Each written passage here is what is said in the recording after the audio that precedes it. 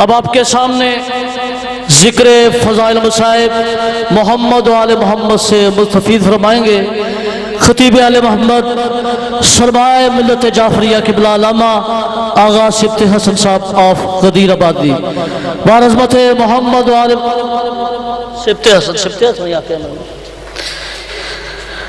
اب آپ کے سامنے ذکر فضائل مصائب قبلہ علامہ آغا سبت حسن صاحب آف غدیر آبادی بعظمت محمد و آل محمد بلند تر صلوات۔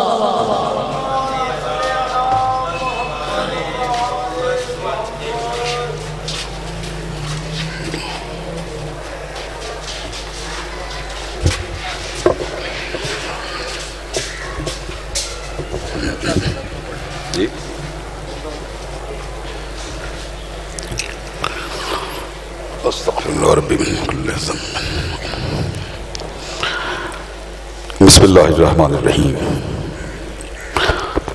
اللہم عرفنی نفسک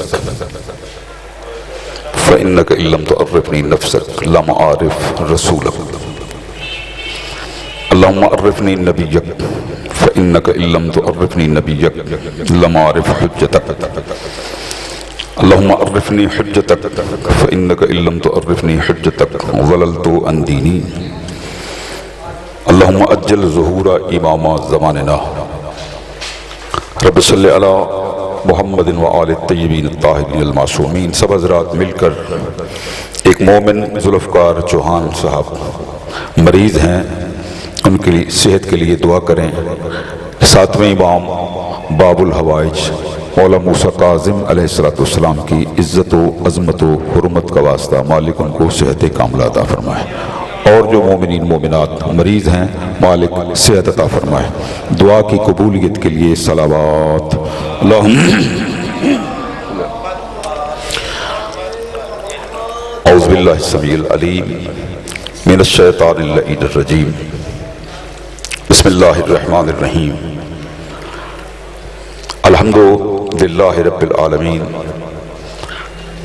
الصلاة والسلام علی اشرف النبیین وآلہ الطیبین الطاہرین المعصومین واللعنۃ الدائمۃ علی اعدائہم اجمعین اما بعد فقد قال الحق فی کلام الحق وهو الحق بالحق بسم اللہ الرحمن الرحیم صبغۃ اللہ ومن احسن من اللہ صبغۃ درود ہو محمد و آل محمد پر اللہم صلی علی۔ دوستو، میں آج تھوڑی دیر پہلے جنہوں نے فرش عزا بچھایا ہے میرے عزیز محترم سید وفا عباس نقوی، ان کے دولت خانے پہ میں حاضر ہوا۔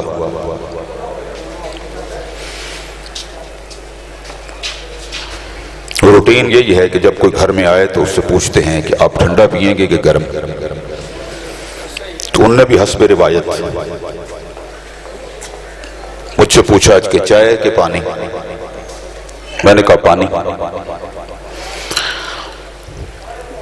تو وہ پورا بھرا ہوا جگ لے کے آئے، لال رنگ کا شربت۔ میں نے کہا یہ پانی تو نہیں ہے؟ انہوں نے کہا جی یہ بھی پانی ہے، اسے جام شیری کہتے ہیں۔ میں نے کہا یہ تو میٹھا ہوگا؟ انہوں نے کہا جی میٹھا ہے۔ میں نے کہا مجھے شوگر ہے تو میں تو میٹھا نہیں پی سکتا، اس میں سے چینی نکال دیں۔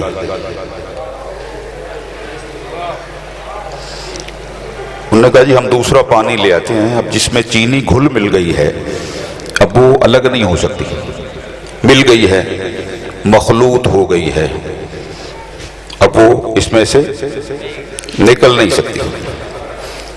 میں نے کہا یہ پورا ایک جگ ہے تو نیچے گھلی ملی ہوگی، اوپر تو نہیں ہوگی۔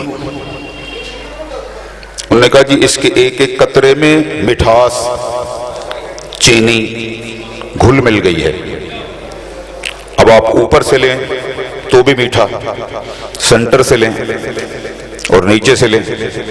چینی جو ہے اب وہ کوئی روڑی تو ہے نہیں کہ جسے چمٹے سے پکڑ کے نکال دیا جائے. توجہ ہے؟ وہ گھل مل گئی ہے، مخلوط ہو گئی ہے. آل محمد فرماتے ہیں نحنو خلطنا بنفسہ، ہم اس کی ذات میں گھل مل گئے ہیں. بیدار بیٹھے. نحنو خلطنا بنفسہ، ہم توحید کی ذات میں گھل مل گئے ہیں. اب ہمیں کوئی چاہے بھی تو توحید سے الگ کر نہیں سکتا. اور جو میں نے مثال عرض کی ہے، تم تو شربت میں سے چینی الگ نہیں کر سکتے، توحید میں سے آل محمد کیسے الگ کرو گے؟ توجہ ہے؟ ہم گھل مل گئے ہیں. اور جب گھل مل جاتی ہے چیز تو پھر شناخت نہیں ہوتی. اب آپ یہ نہیں کہہ سکتے وہ چینی ہے جو اوپر پانی ہے. ایک ایک ذرے میں وہ گھل مل گئی. اور جب گھل مل گئی ہے تو یہی تو سبب ہے کہ دنیا پہچان ہی نہیں پا رہی وہ کدھر ہے یہ کدھر ہے. اور پھر میں عام بندے کی بات نہیں کر رہا، میں امام شافعی کی بات کر رہا ہوں. امام شافعی وہ کہتے ہیں کہ مات الشافعی ولیس یدری علی ربہ ام ربہ اللہ. شافعی مرتا مر گیا، اسے آج تک پتہ ہی نہیں چلا اس کا رب وہ ہے یا علی ہے. پتہ ہی نہیں چلتا. یہ توحید میں یوں گھل مل گئے ہیں، مخلوط ہو گئے ہیں. لفظوں سے ڈرا نہ کریں، لفظوں سے خوف زدہ نہیں ہونا چاہیے. ایک صاحب آپ کے اس محلے میں آئے، اجنبی تھے، آپ اس محلے میں کے رہنے والے ہیں. تو انہوں نے کہا بھئی وہ محترم میں نے بشیر سے ملنا ہے. انہوں نے کہا جی اس محلے میں تو 6-7 بشیر رہتے ہیں، آپ نے کون سے بشیر سے ملنا ہے؟ میں نے کہا بشیر ولد نذیر. انہوں نے کہا اچھا آپ بشیر لوہار کی بات کر رہے ہیں. میں نے کہا جی لوہار کا تو مجھے نہیں پتا، یہ تو آپ نے بتایا ہے. انہوں نے کہا ہمیں پتا ہے چونکہ وہ کام لوہاروں والا کرتا ہے، وہ بھی لوہاروں والا کام، اس کا باپ بھی لوہاروں والا کام کرتا ہے. تو وہ آپ نے بتایا بشیر ولد نذیر، ہم فوراً سمجھ گئے کہ یہ فلاں بشیر ہے جو لوہاروں والا کام کرتا ہے. ایک بندہ مدینے میں داخل ہوا، پوچھتا پھر رہا ہے میں نے علی سے ملنا ہے، میں نے علی سے ملنا ہے. جس سے پوچھا تھا اس نے کہا جی یہاں تو 3-4 علی رہتے ہیں، تم نے کس علی سے ملنا ہے؟ کہا علی ابن ابی طالب. اچھا تو یہ کہو نا میں نے علی رب سے ملنا ہے. میں نے کہا رب کا مطلب؟ کہا کام جو رب والے کرتا ہے. خالی علی رب والے کام کا؟ کہا نہیں، اس کا باپ بھی رب والے کام کرتا ہے. میں نے کہا کیسے؟ کہا حبیب اس کا تھا، محبوب اس کا تھا، جس کے صدقے میں اس نے کائنات بنائی تھی. اس کا کام تھا، اس کی پرورش بھی کرتا، اسے پناہ بھی دیتا. کام اس کا تھا، کیا ابو طالب نے ہے. کچھ بیدار ہو گیا؟ اب وہ جو شربت ہے اس میں رنگ بھی ہے. آپ نے آج تک نہیں سنا ہوگا کہ وہ مولانا فداء حسین نقوی صاحب آج انہوں نے پانی کے رنگ کے کپڑے پہنے ہوئے تھے. ان کے کپڑوں کا رنگ پانی کا رنگ. جو آج فداء نقوی صاحب جس گاڑی پہ آئے وہ پانی رنگ کی گاڑی تھی. آپ کوئی مثال دے سکتے ہیں کہ فلاں کی کوٹھی کا رنگ پانی کا رنگ؟ پانی کا کوئی رنگ ہی نہیں ہے. پانی کا کوئی رنگ نہیں، نہ وہ سفید ہے، نہ وہ سیاہ ہے، نہ پھر وہ بلو ہے، نہ وہ سرخ ہے، نہ وہ سبز ہے. اس کا کوئی رنگ نہیں ہے. اس لیے معصوم سے پوچھا گیا کہ فرزند رسول توحید کا رنگ کیا ہے؟ فرماتے ہیں اس کا کوئی رنگ نہیں. تھوڑا سا میرے ساتھ، میں نے بڑا مختصر پڑھنا ہے. توحید کا رنگ کیا ہے؟ امام فرماتے ہیں توحید کا کوئی رنگ نہیں، توحید کا کوئی کلر، کوئی رنگ نہیں ہے. تو وہ سائل کہتا ہے کہ پھر اللہ قرآن میں کیوں کہتا ہے سورہ بقرہ میں صبغت اللہ ہے، اللہ کا رنگ اختیار کرو، اللہ کا رنگ اختیار کرو. ومن احسن من اللہ صبغۃ، اور اللہ سے بہترین رنگ کس کا ہو سکتا ہے؟ اللہ کا رنگ اختیار کرو، اس سے بہتر رنگ کسی کا ہی نہیں ہے. تو فرزند رسول یہ اللہ کس رنگ کی بات کر رہے ہیں؟ تو میرا امام فرماتا ہے توحید کا کوئی رنگ نہیں. یہ تو روز الست میں، روز میثاق میں، روز عہد میں جب میرے جد علی کی ولایت کا اقرار لیا گیا تو اس وقت جس نے اقرار کیا اللہ نے کہا میں نے اسے علی کی ولایت کا رنگ دے دیا ہے. اللہ کا توحید کا اپنا کوئی رنگ نہیں، صبغت اللہ ہے. اللہ کا رنگ اختیار کرو. ومن احسن من اللہ صبغۃ، اللہ کے رنگ سے بہتر کسی کا رنگ نہیں. اور وہ رنگ توحید نہیں ہے، وہ رنگ ولایت ہے. یہ تو ولایت کو داد دو کہ بے رنگ خدا کو رنگدار بنا دیا. ولایت علی کا رنگ یہ رنگ توحید ہے. بسم اللہ. توجہ ہے، توحید کا اپنا رنگ نہیں ہے. پورا جگ بھرا ہوا بالشت بھر کا. جب وہ سادہ پانی تھا تو صاف پانی، آپ نے فقط اس پورے بالشت بھر جگ میں 2 ڈھکن جام شیریں ملایا، وہ سارا لالو لال ہو گیا. جگ بڑا تھا کہ 2 ڈھکن بڑے ہیں؟ 2 ڈھکن. اس نے پورے جنگ کا رنگ تبدیل کر دیا. بظاہر علی کا تیسرا نمبر ہے. توجہ فرما، بظاہر علی کا نمبر تیسرا ہے بظاہر، لیکن وہ علی تیسرے نمبر پر ہونے کے باوجود توحید کے رنگ پر ایسا چھایا کہ اب جس طرف سے دیکھو فَأَيْنَمَا تُوَلُّوا فَثَمَّ وَجْهُ اللَّهِ، اب جدھر بھی دیکھو اللہ نہیں وجہ اللہ نظر آتا. توجہ ہے جی. ولایت یہ ہے بنیاد کائنات کی. کائنات کی بنیاد ولایت ہے. مختصر وقت میں کوئی موضوع رکھ کے پڑھنا میرے لیے کم از کم مشکل ہے. اس لیے مختصر لفظوں میں یہ کہتا ہوں کہ ولایت، لوگ سمجھتے ہیں کہ جس نے تشہد میں علی ولی اللہ پڑھ لیا وہ ولایت والا ہے. یہ بھی کوئی معیار نہیں ہے. جو تشہد میں کہے اشہد ان علی ولی اللہ وہ ولایتی ہے. یہ کوئی پیمانہ نہیں ہے، یہ کوئی معیار نہیں ہے. ولایت کا مطلب ہے تصرف، ولایت کا مطلب ہے اختیار، کہ اللہ نے اپنی ولایت ان کی مٹھی میں دے دی ہے. جو کچھ ہوا وہ بھی انہوں نے کیا، جو ہو رہا ہے وہ بھی یہ کر رہے ہیں، اور جو ہوگا تصرف، اختیار. اب یہ آدم بنانا، اس میں روح ڈالنا، خمر تو 3 تھا آدم 40 صباحن، یہ بچوں والی باتیں. اس سے بھی بڑی باتیں جنہوں نے تمہیں اور مجھے اللہ دیا، ان کے لیے تمہیں اور مجھے آدم دینا کیا مسئلہ ہے؟ توجہ ہے.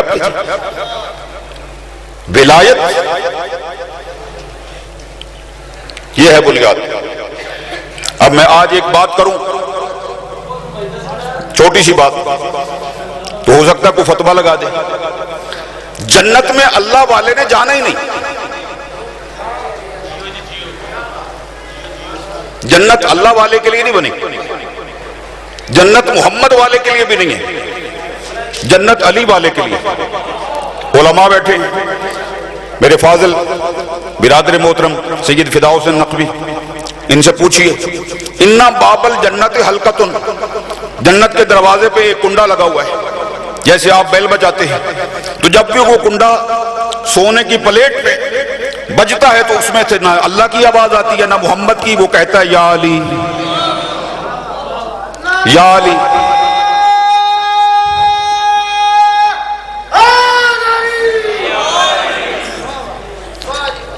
اس لیے فرمایا گیا ہے کہ لو اجتمع الناس علی حب علی ابن ابی طالب لما خلق اللہ النار، اللہ دوزخ پیدا ہی نہ کرتا اگر دنیا علی کی محبت پہ اکٹھی ہو جاتی، اللہ کی محبت پہ نہیں، رسول کی محبت پہ نہیں۔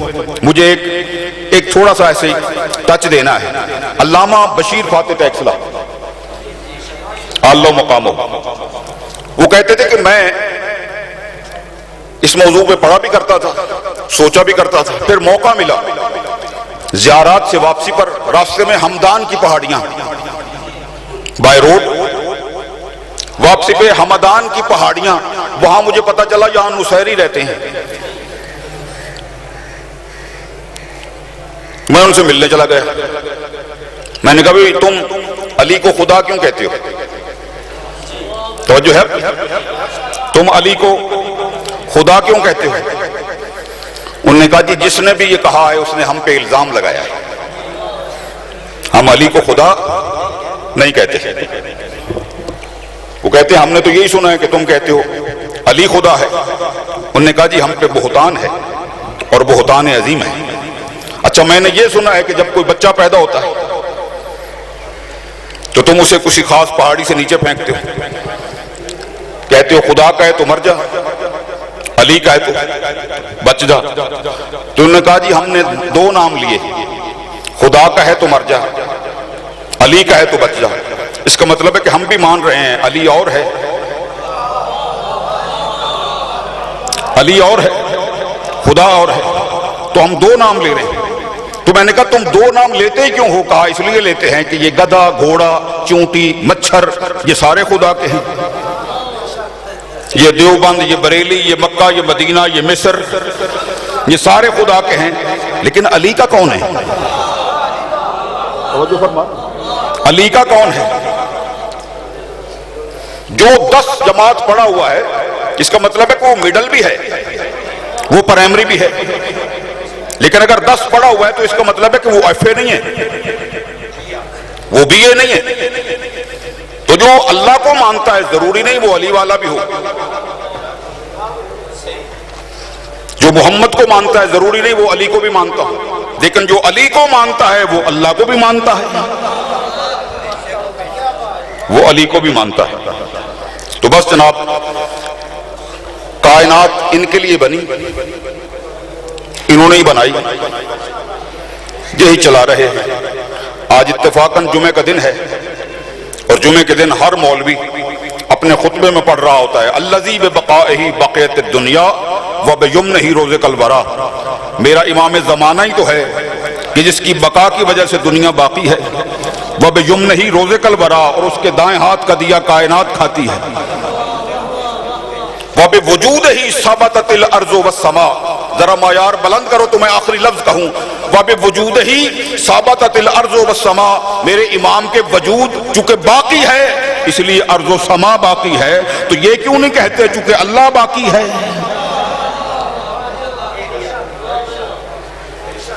تم خلق کیوں ہوئے ہو؟ کیوں پیدا ہوئے ہو؟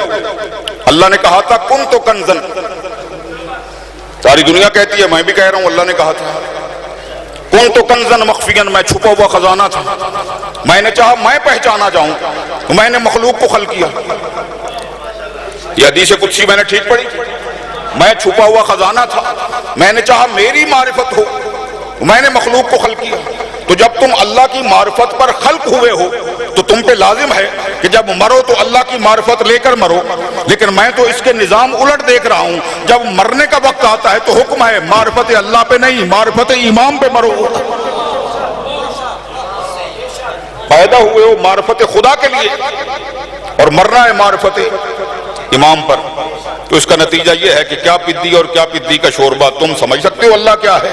جس نے امام کو پہچانا سمجھے میں نے اللہ پہچان لیا ہے۔ معرفت امام ہی معرفت پروردگار ہے۔ ختم ہو گئی بات۔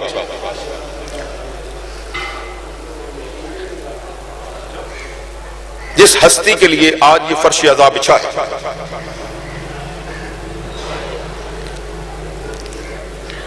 وہ مصیبتوں کی ماں،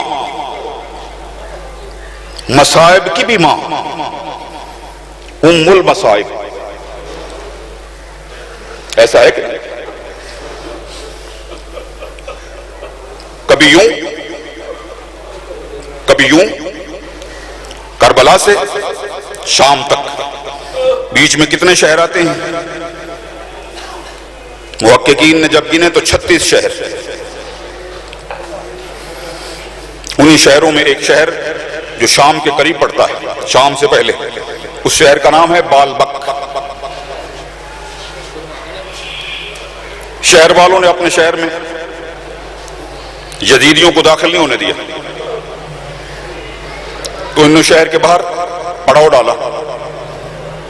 ادھر یہ ملائنہ بیٹھے، ادھر علی کی بیٹیاں، قیدی بیٹی۔ اور کربلا سے شام تک پوچھی علماء سے، علی کی بیٹیوں کو، علی کی بہوؤں کو یا حسین کہہ کے کسی نے رونے نہیں دیا۔ جب بھی کسی کے منہ سے نکلتا یا حسین، کوئی تماچے مارتا، کوئی تازیانے مارتا، طرح طرح کا ظلم ہوا۔ یہ صاحب شہادت عظمیٰ لکھتے ہیں، شہر کے باہر بیٹھے تھے نا، تو شہر میں سے ایک روتی ہوئی ضعیفہ باہر نکلی اور سر پہ دونوں ہاتھ مار کے کہتی پھر رہی ہے یا حسین یا حسین۔ وہ شمر حرامی جو یہ نام پسند نہیں کرتا تھا، تازیانہ لے کے اس عورت کی طرف بڑھا اور بڑھ کے کہتا ہے کہ تو کیوں کہہ رہی ہے یا حسین؟ میں نے تو کربلا سے یہاں تک کسی کو یا حسین کہنے دی دیا، کیوں کہہ رہی ہو یا حسین؟ کہا کیوں نہ کہوں، میرا بیٹا ہے گھر میں، اس کا نام حسین ہے، وہ مر رہا ہے، میں اسے مرتا دیکھ نہیں سکی، میں باہر نکلی ہوں کہ کسی طبیب کو تلاش کروں، کسی حکیم کو تلاش کروں۔ اب یہ سمجھا کہ یہ کربلا والے حسین کو نہیں، یہ اپنے بیٹے کا غم منا رہی ہے جو بیمار ہے، جو مرنے جا رہا ہے۔ تو اس نے تنزن کہا وہ دیکھ رہی ہو وہ قیدی بیٹھا ہے، یہ بہت بڑا طبیب ہے، سمجھ رہے ہو؟ اس سے جا کے اپنے بیٹے کا علاج کروا لو۔ ڈوبتے کو تنکے کا سہارا، یہ آگے بڑھی۔ اب جب قریب آئی نا تو اس نے دیکھا کہ گلے میں توق، ہاتھوں میں ہتھکڑیاں، پیروں میں بیڑیاں، شش و پنج میں مبتلا ہے کہ یہ حکیم ہے، یہ میرے بیٹے کا علاج کرے گا۔ کہ اتنے میں وہ بی بی بولی جس کا آج تم دن منا رہے ہو۔ بی بی فرماتی ہے او مستور، نہ گھبرا نہ پریشان ہو، جا اس سے دعا کرا لے، یہ فخر عیسیٰ ہے، اس سے دعا کروا، یہ فخر عیسیٰ ہے۔ جب اس پاک بی بی کا یہ جملہ سنا، ایک دم اس کے پیر جم گئے اور ایک روح اور دل و دماغ چیخ کر بولے کہ یہ جو لبو لے جائے یہ جھوٹ نہیں کہہ رہا۔ جب کہا نا فخر عیسیٰ، آگے بڑی قدم جما کر اور قریب جا کے کہتی ہے او فخر عیسیٰ میرا سلام، فخر مسیح میرا سلام۔ میرے بیمار امام نے سر اٹھایا، فرماتے ہیں میرا بھی سلام، میں نے سنا ہے تو فخر عیسیٰ ہے، میرا بیٹا بیمار ہے، مرنے جا رہا ہے، دیکھنا میری طرف، اس کے لیے دعا کر دے۔ ابھی اس کی بات یہاں تک پہنچی تھی کہ پیچھے شہر میں سے ایک بچی دوڑتی ہوئی آئی اور آ کے کہتی ہے اماں دعا نہ کرانا، بیٹا مر گیا۔ اب دعا نہ کرانا، حکیم تلاش نہ کرنا، بیٹا مر گیا ہے۔ حق تھا، ماں جب سنا بیٹا مر گیا ہے تو گرتی، بے ہوش ہو جاتی، نہیں، انہی پیروں پہ کھڑی ہو کے لڑکی کو کہتی ہے چپ کر، میں فخر مسیح کے پاس کھڑی ہوں، اور یہ خالی بیماروں کو شفا نہیں دیتا، مسیح مردے بھی زندہ کرتا تھا۔ اگر یہ فخر مسیح ہے تو اگر مر گیا ہے تو کیا ہوا، یہ زندگی بھی دلا سکتا ہے۔ آگے بڑھ کے کہتی ہے تو فخر مسیح ہے، میرا بیٹا مر گیا ہے، اسے زندہ کر سکتا ہے، اسے زندگی دے سکتا ہے۔ سنو گے جس کے دل میں قبر حسین ہے۔ آپ کا اور میرا بیمار امام ایک دم آسمان کی طرف دیکھا اور آسمان کی طرف دیکھ کے کہتے ہیں پروردگار تو جانتا ہے کربلا میں نے کبھی کہا ہے میرا بابا حسین مجھے دے دے، میں نے تو اس سے اپنا بابا حسین مانگا ہے، نہیں نہ مانگا، یا اللہ اس کا حسین اسے دے دے، اس کا حسین اسے دے دے۔ یہ کہہ کر میرے امام نے بوڑھیا کو اشارہ کیا جاؤ تمہارا بیٹا زندہ ہو گیا۔ وہ لڑکی اور وہ مزدور دونوں بھاگتی ہوئی گھر میں آئیں تو دیکھا بیٹا چل رہا ہے صحت سلامتی کے ساتھ. کہا بیٹا تو زندہ ہو گیا؟ کہا اماں تو نے دعا نہیں کرائی. کہا تجھے کیسے پتا؟ کہا ہوا یہ ہے کہ میری روح ملک الموت لے کے آسمانوں کی طرف جا رہا تھا کہ پیچھے سے کڑیوں کے چھنکار کی آواز آئی. جب پلٹ کر دیکھا تو ایک قیدی تھا اور قیدی کہہ رہا ہے ملک الموت تو جانتا ہے میں کون ہوں. کہا تو میرا امام. کہا میں امام ہو کے حکم دیتا ہوں اس کی روح پلٹا دے, اس کی ماں نے ہم سے سفارش کی ہے. اماں وہ کون تھا جس سے تو نے دعا کروائی؟ کہا ملنا چاہتا ہے آپ میرے ساتھ. بیٹے کا ہاتھ پکڑا, گھر سے باہر آئی. جب شہر کے باہر آئی دور دیکھا وہ قیدی امام بیٹھا ہوا, تو لڑکے نے ہاتھ چھڑوا کے بھاگا, قدموں پہ گر کے کہتا ہے اماں یہی تھا وہ جس کا ملک الموت احترام کر رہا تھا, ملک الموت جسے سلام کر رہا تھا, یہ ہے وہ جس نے مجھے زندگی دلوائی. سن لیا آپ نے؟ پردیس میں کوئی اپنا مل جائے, پردیس میں کوئی اپنا مل جائے, کتنی خوشی ہوتی ہے. جب پردیس میں دیکھا نا کہ لوگوں نے میرے بابا حسین کے نام پر اولاد کا نام رکھنا شروع کر دیا ہے, تو میرا امام حسرت سے اس عورت کو دیکھ کے کہتے ہیں بی بی یہ تو نے اپنے بیٹے کا نام حسین کیوں رکھا؟ حسین والوں بیٹھے ہو, میری دو سطریں سننا, یہ نام بیٹے کا حسین کیوں رکھا؟ تو کہتی ہے میرے محسن کافی عرصہ پرانی بات ہے, یہاں ایک راہب رہتا تھا, اس کے اولاد نہیں تھی ہوتی. اس نے کسی سے سنا کہ ایک مدینے میں ہے مسلمانوں کا رسول, اولاد لینی ہے تو اس کے پاس جا. وہ مدینے گیا, اس نے رسول سے کہا اولاد چاہیے. کہا تیرے قسمت میں اولاد نہیں. اس رسول کی گود میں ایک بچہ بیٹھا تھا جس کا نام حسین تھا. اس نے ایک دیا, پھر دوسرا دیا, پھر تیسرا دیا, پھر چوتھا دیا, پھر پانچواں دیا, پھر ساتواں دیا. جب راہب نے کہا بس, 7 بیٹے مل گئے. وہ بیٹے لے کے آیا, یہاں اس کے بیٹے ہوئے ہم نے دیکھے, 7 بیٹوں والا راہب. میری بھی شادی ہوئی, 10-15 سال گزر گئے, اولاد نہیں ہوئی. ایک دن دل میں خیال آیا, چھت پہ چڑھ گئی, مدینے کی طرف رخ کیا, مخاطب خدا کو کر کے کہا کہ خداوندہ اس حسین کا اگر تیرے نزدیک اتنا مقام ہے تو اس کو تو 7 ملے تھے, مجھے ایک ہی دے دے, مجھے ایک بیٹا دے دے, میں اس کا نام حسین رکھوں گی. 1 سال گزرا, اللہ نے بیٹا دیا, میں نے نام حسین رکھا. سن گئے آپ نے؟ آخری سطر پڑھ رہا ہوں. میرا مولا سجاد کہتا ہے کہ وہ جو مدینے والا حسین ہے تو نے دیکھا ہوا ہے؟ کہا میری ایسی قسمت کہاں کہ میں مدینے جا کر اس حسین کی زیارت کروں. میرا مولا فرماتا ہے یہاں اس حسین کی تمہیں زیارت کراؤں. یہ عورت ادھر ادھر دیکھنے لگ گئی. میرا مولا فرماتا ہے نہ ادھر دیکھ نہ ادھر دیکھ, یہ دیکھ نیزے کی نوک پر ایک سر تمہیں نظر آئے گا, یہ ہے وہ مدینے والا حسین. کہا یہ تو حسین ہے, تو کون ہے؟ کہا میں اسی کا بیٹا سجاد, اسی کا اسیر بیٹا, اسی کا قیدی بیٹا. اللہ لعنت اللہ علیہ القوم الظالمین.